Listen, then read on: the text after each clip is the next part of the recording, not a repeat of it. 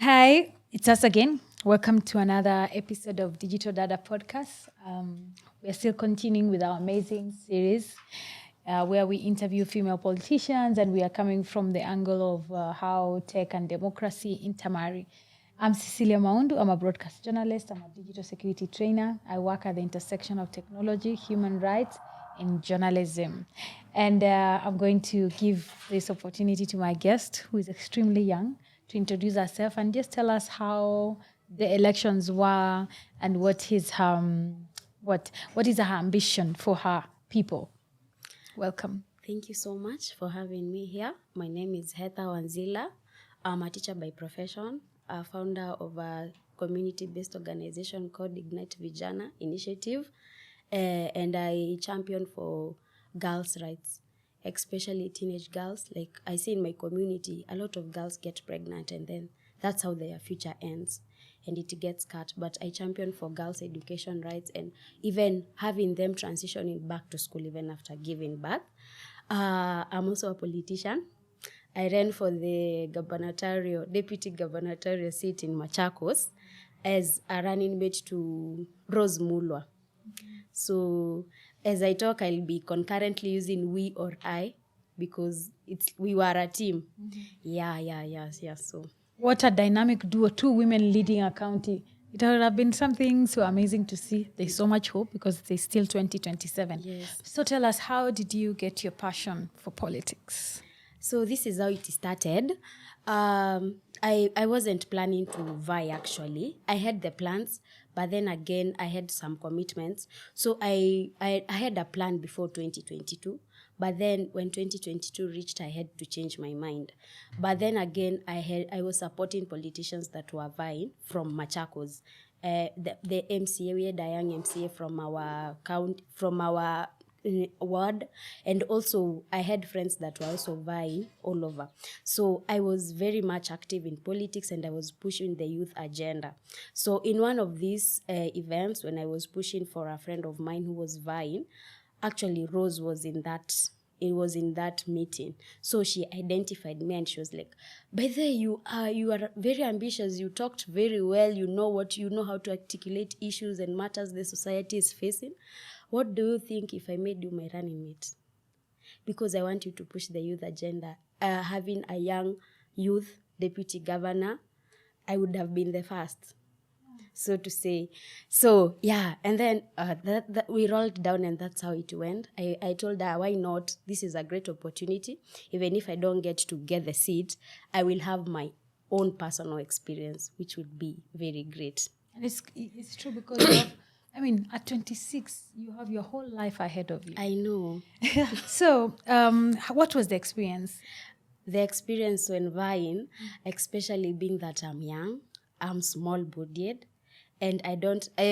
For me, I actually say I am supposed to, like, I am a mature person. I am an adult. I can do everything, but you don't have to judge me from my height and from my body size.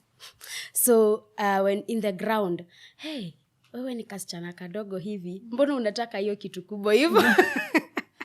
So yeah, but the experience was actually nice, and I learned that we can always push our limits. We don't have to limit ourselves. At some point, I used to feel the imposter syndrome, like maybe I should have gone for a lower seat. Maybe I aimed too high. But what I came to realize at the end of the experience, I didn't aim too high. I was just in the right place at the right time. And being in that position, it gave me momentum to see that as a youth, everything, you can have everything. You can do anything you want as long as you don't limit yourself. Yes. Wow. So, let's come to the issue of the digital platform. How did you, now that you came in to bring the voices of the youth, clearly the youth, especially in this country, and Machakos is a big country, literally it's just here in Nairobi. Yeah. So how did you use the digital platform to be able to woo more voters, especially the youth? I used my digital platform, especially Facebook. I'm not active in social media so much, but I used to use my Facebook. And from using my Facebook, I actually got so many bad comments. Like people hate. I don't know why people give this hate. The cyber violence is very bad. Especially to being, you are a woman and you are a young girl. Because I remember someone was like, hey, you must be lucky that is a woman you are a running mate to. Otherwise, if you are a running mate to a man, we would just think that you are sleeping with that man. That's why you are a running mate to them. So it was too much pressure. So I kind of withdrew from social media. I stopped engaging. I would post once in a while, but I used not to open the messenger, any messages from my page, from my personal account. I just withdrew and started engaging. I would just post sometimes. So I had this fear that maybe something bad might happen to me, given that that is a very high profile seat, and the security and everything. I had to ensure that my personal safety comes first, because at some moment there was a lot of stalking in my life. And a lot of stories came out, stories that are not even true. Yeah. And you're usually like, is that me? Like, does someone else live in my body and walk around as me? Because you even know things that you don't know about yourself. So it was too much for me and I had to withdraw. But I think next time, because I believe that I'm going to vie again, probably not 2027, but the next time that I vie, I will not allow people to step on me. I will not allow them to feel like they won and I lost.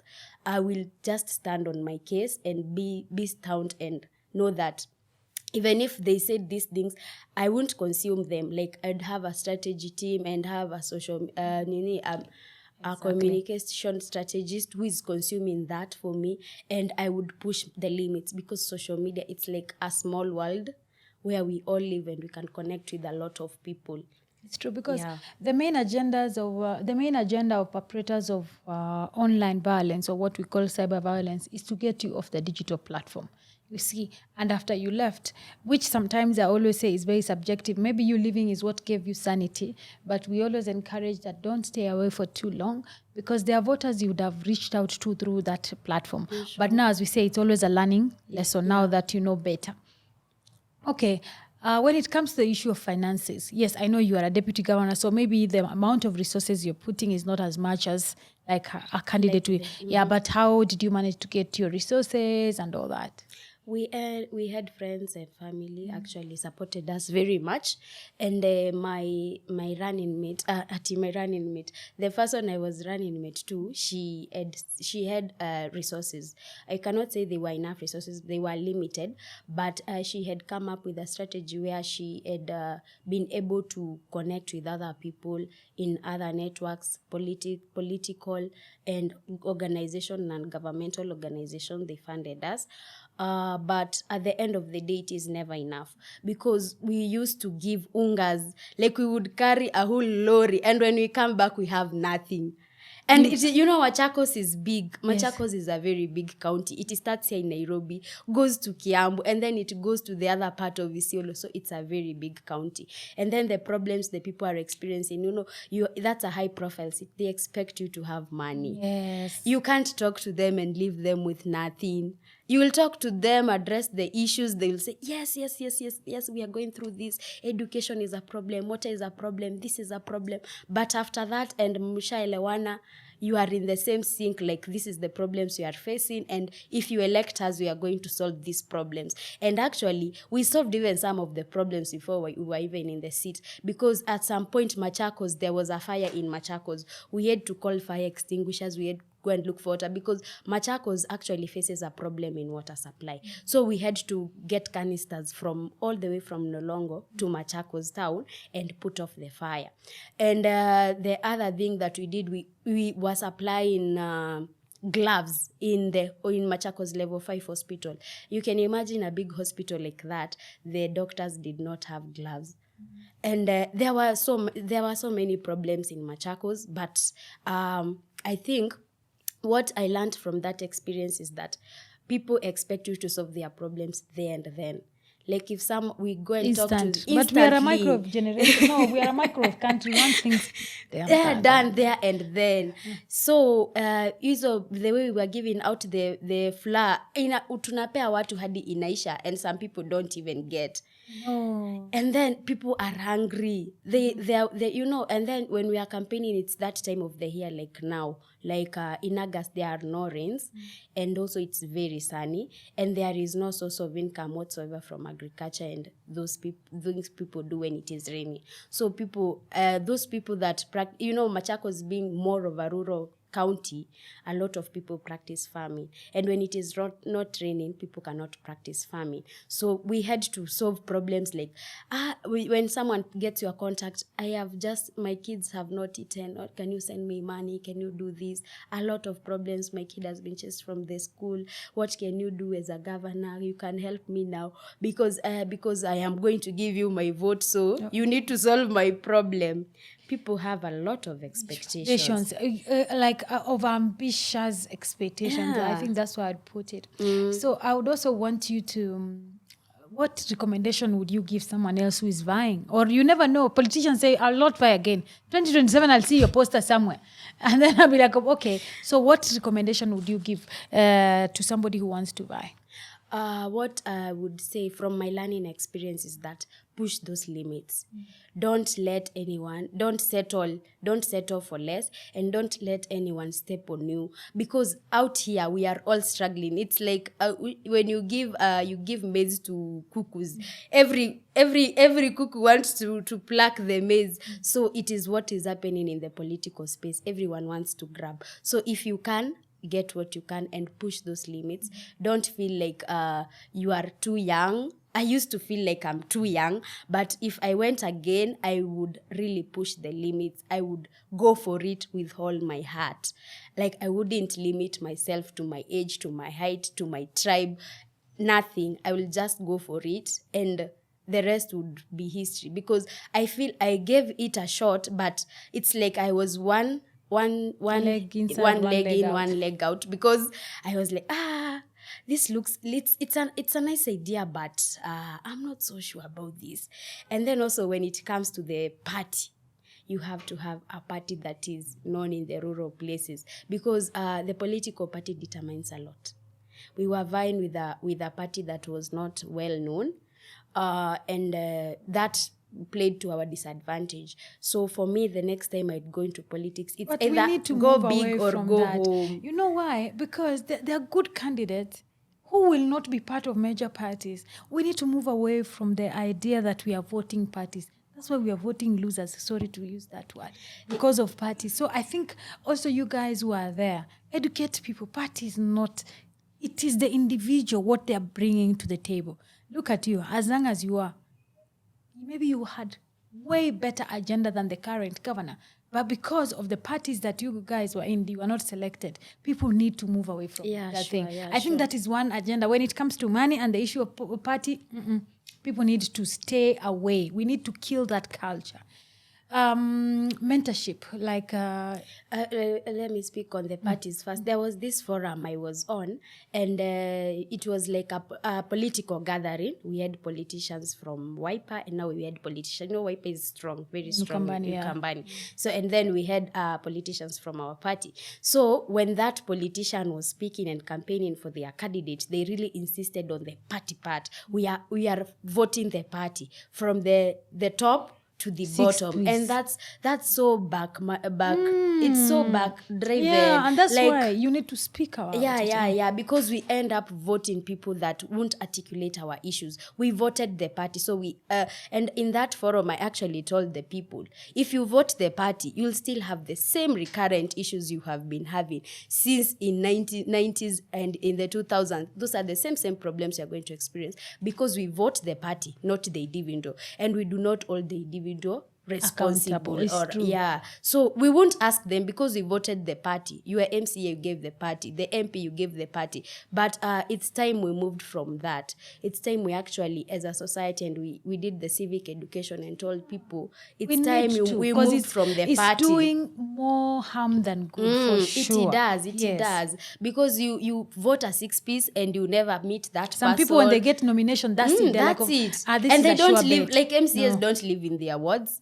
MPs don't live in their constituencies. Imagine. As in, you just wonder, why did we They don't vote even for know you? the We problems that voted for people you, are then going. you went to live in Nairobi. Exactly. And you represent people like in Wamonyo. You come from Wamonyo and Driving those guzzlers. Yeah. Anyway, so when it comes to mentorship, are there women who have been able to support you? And also you, are you mentoring young girls? Because I feel like you're such an energetic young lady. People need that energy from you. Yes. So for the women that have mentored me, I would say this woman, Rose, if she never gave me that opportunity, maybe I wouldn't be where I am right now. She gave me a very good experience. Like, I went through that process. What I was bringing to the table was the youth factor, and that was it. And this experience actually made me learn my county more. My county has a lot of problems that I would solve if I was elected to lead them. And I feel if I became part of the leadership of Machakos, even if it was an appointment, I would solve a lot. Because personally, even when I'm not part of the leadership, I told you I have a community-based organization. Yeah. So I mentor these girls. We go to schools, we give out pads if we have them, but our main aim is always to mentor these girls. I want the teenage pregnancy to end with our generation. I don't want the alpha generation it is the alpha generation to have to go through the same problems that millennials went through, that the Gen Z are going through. I want the alpha generation to know that I am a girl. I can go to school, I can transition from primary to high school to university without getting pregnant. And even if I get pregnant, I already know the information. Like, our society limits information so much. Information is so scarce. And I always what's the word? I always want to give the girl child a chance. And as a girl child who comes from I come from a village. I grew up in a village where most of my classmates got pregnant and they never proceeded to go to high school. And when they went to high school, they got pregnant in Form 2 and Form 3. So I have seen girls in my village miss out a lot. So I want the next girl in my village to know that I can go to school, I can study, and I can become who I want to become, because Heather Wanzila was here. She went through the same processes, and here she is. She's making it, and she's doing big. So I can too become that girl again. I like that. Yeah. And thank you so much for honoring our invite and agreeing to sit down for an interview. So what are your parting shot? What is your parting shot? My parting shot is that we need to give the youth a chance, because we are very ambitious. We are pushing our limits, and this is our active age. If you elected an MCA, you are MCA as a youth, you are MP as a youth, they are able to push the limits that people that are in their 50s, 60s, and 70s can't. Because if you are in your 60s, you are already too tired. You can't move. You can't move from one meeting to another. You can't be in Nairobi today and attend the parliamentary session, and then tomorrow be in your constituency, giving out bursaries and listening to your electoral aid. But as a youth, you are able to do that because first, you are energetic, your mind is very active, you are able to push these limits because nature allows it. But now where we go wrong is that we feel like when people vie in their menopause in their 70s, it's when they deserve these seats, but they do nothing for us. They are too busy sometimes, because like our MP, for example, he spends most of his time outside the country. And it's so sad for our constituency, because we will never get to experience better unless we change. Of course, we change the cycle and it ends with us, and the next generation actually elects leaders that are present. Yeah. Yeah, there you had it. Elect the youth. Thank you so much. Vijana wapatiwe nafasi, si ndio? So thank you so much for sitting here with us and discussing these very important issues. I hope in 2027 you will run, because I feel like you have so much to give to not only Machakos, but to the rest of the country, So think about it. And thank you. So this episode has been made possible by a partnership between Digital Dada Podcast and Siasa Ep9. Siasa Place promotes people's participation in democratic processes through research, trainings, civic education, networking, and strategic partnership. Please check out their social media handles and check out their website. It's full of information. You will learn so much. Even yourself, make sure you check out Siasa Place. And also follow us on Digital Data Podcast on all our social media handles. And we'll send you the episode. We want people to hear what you say. So thank you.